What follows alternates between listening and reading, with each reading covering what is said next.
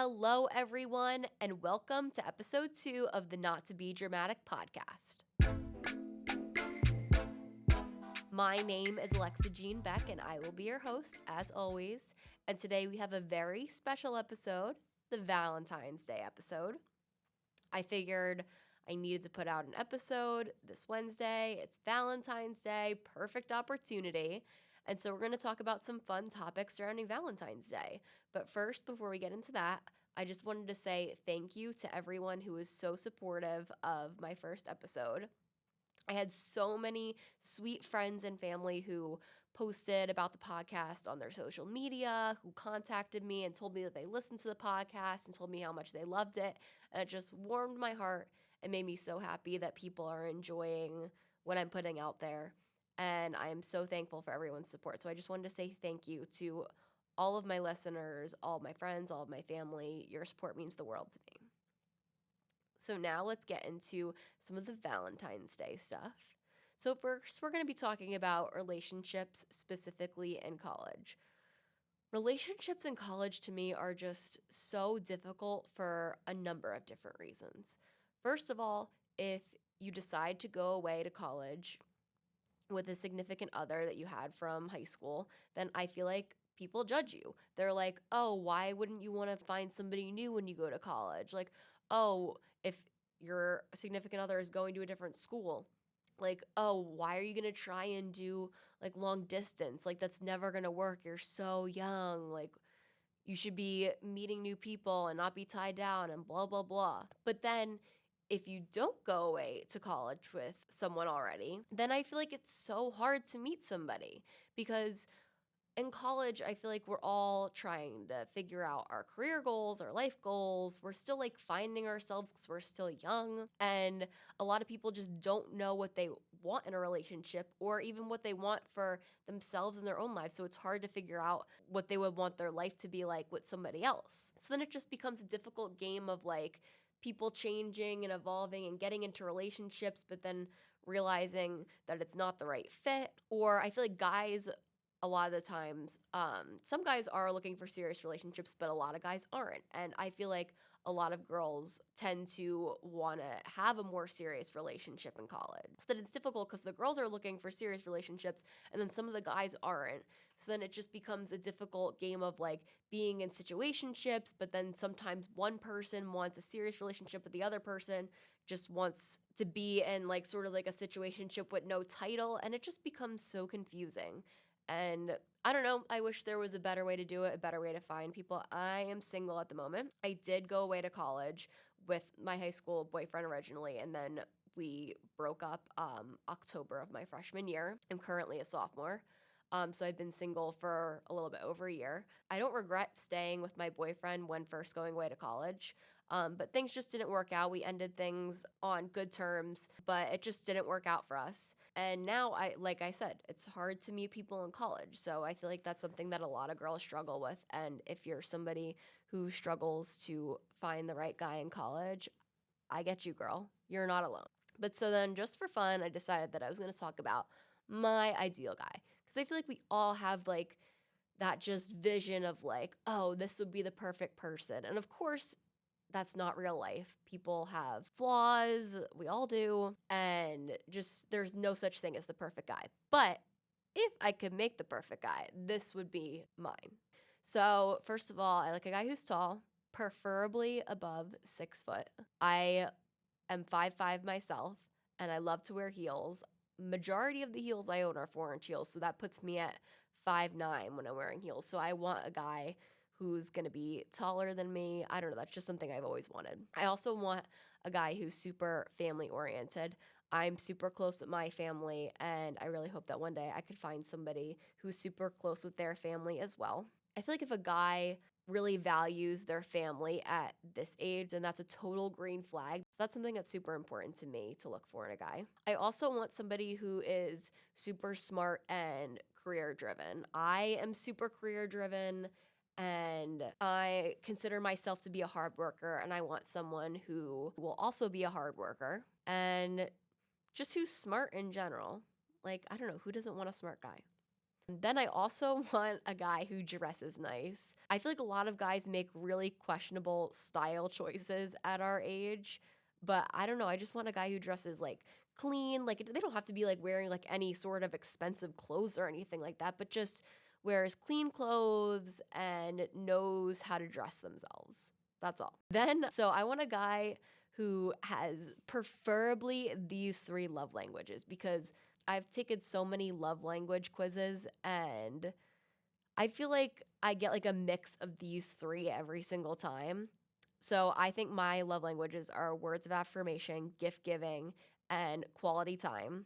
I like can't pick. Like all of those are super important to me. Like I want somebody who's going to like give me words of encouragement and tell me like how they feel about me and stuff like that. But I also love giving gifts. And so that's something super important to me. Like I want somebody who would be like a good gift giver. Like it doesn't have to be, it's not about the amount of money you spend. Like I love getting really thoughtful gifts and I love giving really thoughtful gifts. So I want somebody who we could kind of have like that back and forth of like gift giving. And then last one, quality time. I have always valued quality time like with my friends and with my family. So I want somebody who values that as well. So preferably my man would have those three love languages. I would also really like someone who is religious. I don't know. I just feel like that's like so ideal. Like to have, I'm Catholic. I would love to date somebody else who's Catholic. Just to like, go to church together on Sundays and like have somebody that you can like pray with. I think that's like so cute. And then last but not least, I just want somebody gentleman-like. In some ways, I want somebody who's a little bit more old-fashioned. I say old-fashioned, but I mean old-fashioned to an extent. I'm still here for feminism. I don't think that we should be going back to like the 50s where like they say like, oh, like a woman belongs in the house. No, I don't think that at all. But I do think that it is nice when a man shows a woman that he loves her by doing just like nice, like gentleman like things, like holding the door or like just like traditional things, like getting her flowers and stuff like that. So that's what I mean by wanting like a more old fashioned guy. I don't mean that I actually want like somebody super old fashioned, but just like some more traditional ways to show a person that you love them. And so then with that, I'm going to tell a funny story. So my cousin Jacob, who I talked about a little bit on my last episode, there was this really funny story one time where we were on our family vacation in South Jersey. We were in a house there every year with my family. And I invited my best friend from back home, Jordan. I also talked about her in the last episode, to come down and stay with us. And so the three of us were walking to the beach one day, me, Jake, and Jordan, because our house is in a walkable distance to the beach. And Jordan, I think she was carrying like a beach chair on her back and like maybe like also a beach bag or something like that. And I don't think Jake was carrying anything. So then I told Jake that he should be carrying Jordan's stuff for her. It was partially a joke. Partially, I felt like Jordan could maybe use some help carrying her stuff. But so then Jake helped her carry her stuff. And then it became a huge joke for the rest of the week that Jake had to do things that were more gentlemanlike, and I told him that he needed to be more chivalrous. And from that day forward, every time I see Jake, we basically do something I call chivalry training.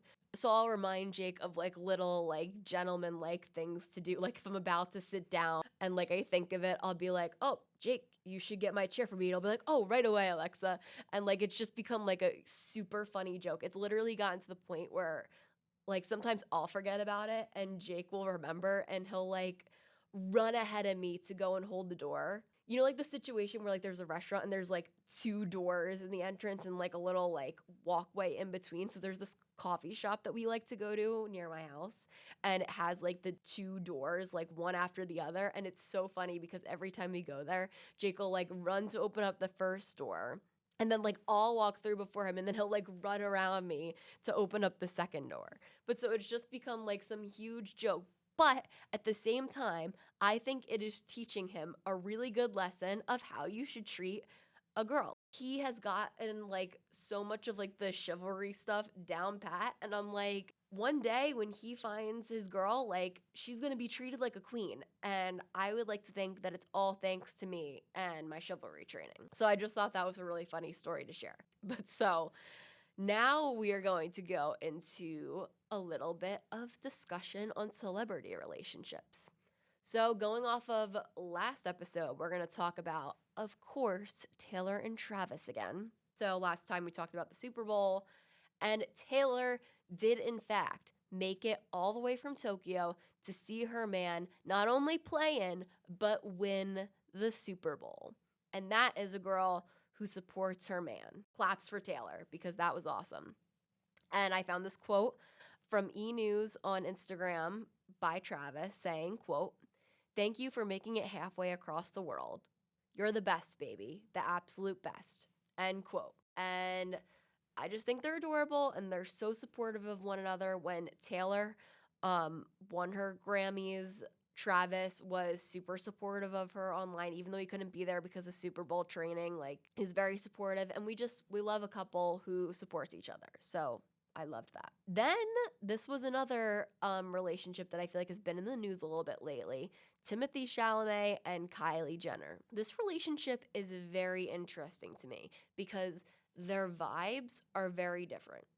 I mean, Timothée Chalamet is over here playing Willy Wonka in the new Wonka movie, and Kylie Jenner is like owner of a makeup brand, going to fashion shows. They just have completely different vibes. Kind of reminds me of like a Kim and Pete situation where just their vibes are completely different. But I mean, they seem super happy together. I saw that Kylie accompanied Timothy to the Golden Globes. She was wearing a stunning low back lace dress. Loved that dress. I don't know. They seem to be super in love and super supportive of each other. And I love love. So even if it's kind of an odd relationship to me, if they're happy, I'm happy. Then another interesting relationship that's also been in the news, Ariana Grande and Ethan Slater. So I feel like most of you probably know who Ariana Grande is, but some of you may not know who Ethan Slater is. But I know who Ethan Slater is because I'm a theater kid. Ethan Slater is an actor who is really well known for his performance as SpongeBob in the SpongeBob musical on Broadway. And so he's a total theater kid. And Ariana and Ethan met through their work on the new Wicked movie. Ariana is playing Glinda and Ethan is playing Bach. And that movie is set to come out, I believe, Thanksgiving of 2024, so this year. And I don't know, I thought that was, again, a really interesting relationship. But going back to the whole theater concept, according to Us Weekly, Timothée Chalamet was also a theater kid. So I think that is so funny, like the two theater kids dating like these super like iconic women in pop culture. I'm like, the theater kids are winning. This is just proof that theater kids are amazing people to date. I don't care what people say about theater kids. People are like, "Oh, theater kids are weird. Theater kids are this, theater kids are that." Like, I have found the most amazing community through all of my theatrical productions that I've been in. And I've just met some of the most amazing people. Some of these people have been my friends for years, and they'll probably be my friends for life. So, I don't know. I think that's a win for Ariana and Kylie for finding awesome theater boys to date. And side note, going back to, again, what I talked about last episode, how I was performing in a play this past weekend. Our first show was on Wednesday, and on Tuesday, I got extremely sick.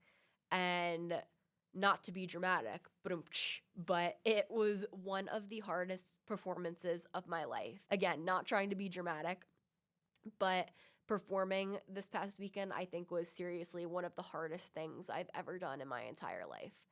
I had a lot of like physical things that I had to be doing while I was on stage. Like, I was jumping around, I was kind of like yelling just based on like what my character was doing. And it was so hard doing that when I felt so fatigued and so tired. But even though it was so hard, it was seriously one of the most rewarding experiences for myself because like I made it through. I just felt so proud of myself. So it was a really difficult but really rewarding experience. And shout out to my sorority big, Bella, who also performed in the show. She was fabulous. And I told her after the show that I just loved watching her throughout the entire rehearsal process because I felt like she had such like an awesome journey of like discovering her character and really finding herself in her role. So shout out Bella because she was just incredible this weekend. And shout out everybody in the cast because, again, theater people are just the most amazing people. And I had the best time working with everybody in the cast and really getting to know everybody. And also working with some friends who I've worked with on multiple shows here at High Point. And we just had an awesome show weekend despite me being sick. Back on track to the Valentine's Day stuff off that little theater kid side tangent. But so I compiled a list of some Valentine's Day gift do's and don'ts. So this is kind of from a girl's perspective of what she would want from a guy. Okay, so let's go down the list. Do get her favorite candy. I feel like all girls have at least like some sweet treat or candy that they love. And for guys, find out what that is and get it for her because it'll make her so happy. Then don't assume what type of candy she likes. I am a chocolate lover, but I am specifically a dark chocolate lover. I don't really like milk chocolate, and that's something that not everybody knows about me. So you got to do a little bit of digging, like find out what specific type of candy she really likes. Then do get her jewelry, but don't assume that jewelry always has to be expensive. I feel like that's a huge misconception with guys. They assume that, oh, if she wants jewelry, like it's going to cost me a ton of money. You can find some awesome necklaces for like 20 bucks. Some of like my favorite necklaces that I own are super cheap. And it's the thought that counts. It's not about how much money you spend. So if she wants jewelry, you can still get her a beautiful piece at a cheap price. Next, do think outside the box. I saw the cutest silk pajama set recently with hearts on it, and I thought that was such a great gift idea. Like, if somebody gave that to me, I would be so happy. And I feel like that's something that guys may not think of, but it was just like the cutest little, like, long sleeve, long pant silk pajama set that looked so comfy. Or just like, I feel like girls love little things made out of like pictures or something sentimental that you kept from a date or something like that. So again, like don't make it about how much money you're spending and make it about getting her something special and something unique. And then don't assume that she is your Valentine. I feel like this is such a big thing on TikTok right now, like, oh, he didn't ask me to be his Valentine yet, or like, oh, he passed the vibe check, he did ask me to be his Valentine. Don't assume. You have to ask her to be your Valentine. That's how it works. Again, like, this is what I mean by like finding a man who's traditional. A traditional man would ask his woman to be his Valentine, even if they're dating. The next one is do make this day about telling her how much you love her, and don't make this day about how much money you're spending. Going back to what I said before, make it a special gift. Doesn't have to be expensive. And ladies, a lot of what I just said also applies to you. Valentine's Day is not one-sided. You should be trying to figure out what you can do to make your man feel special. I can't give too much advice on like what to get a guy because I'm not a guy, so I don't really know what guys like. I can tell you what girls like because I'm a girl. But however, from experience, I do feel like food is always a great thing to give a guy. Guys love food. I feel like guys also like clothing that is like personalized to their style. Like if you get them like a hoodie from like their favorite brand or something, I feel like guys love that. Or I feel like it's also a misconception that only girls like the cute little like things with pictures or like sentimental stuff. I feel like guys like that too. Guys like to know that they're loved by their girl and they like little gestures like that. Or I also think that something like besides a gift is just to do like a nice gesture for your man, like maybe cook him dinner or plan a movie night to watch his favorite movie with him, just like something fun and special that he would enjoy. I think a gift doesn't always have to be something wrapped up in a box. A gift can be an experience or a gesture or anything like that. So, ladies and gents, think outside the box this Valentine's Day. Be unique, be creative, and just find ways to tell your significant other that you love them. And then this brings me to advice for all of my single gals out there. I've had one Valentine's Day my whole life where I had a boyfriend, and I'm 20 years old. And the Valentine's Day that I did have a boyfriend was a nice Valentine's Day. I had a good day, but I've also learned that you can still have a fun and, in some cases, even more fun Valentine's Day without a significant other.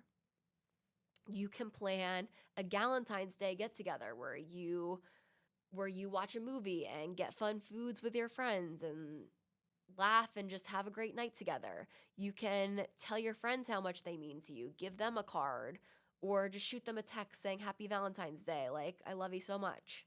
You can treat yourself and get yourself a treat or just watch a movie alone. You can make it a total self care day for yourself. There are so many things that you can do on Valentine's Day being single besides sit around and cry because you don't have a significant other. Like, remember when we were kids and Valentine's Day was you got to go to school, you got to eat candy, you got to give cards to all your friends. And for some reason, adults think that that type of Valentine's Day can't exist for them. That Valentine's Day can exist for everybody. You can make Valentine's Day about your friends, about your family. It doesn't have to be about just like one special significant other in your life. It can be about all of the people in your life who you love. And I just want everybody to remember that Valentine's Day is what you make of it.